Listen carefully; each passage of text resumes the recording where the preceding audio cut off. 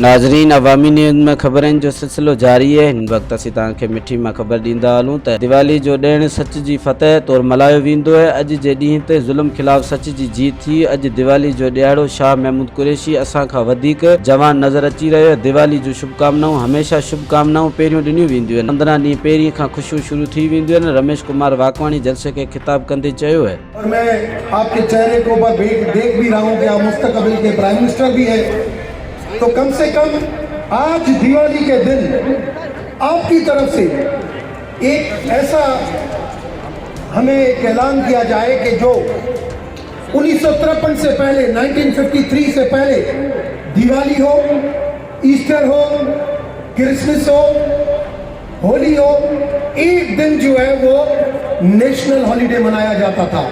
East और waste दोनों parts हैं, मगर 1953 के बाद ये खत्म किया गया।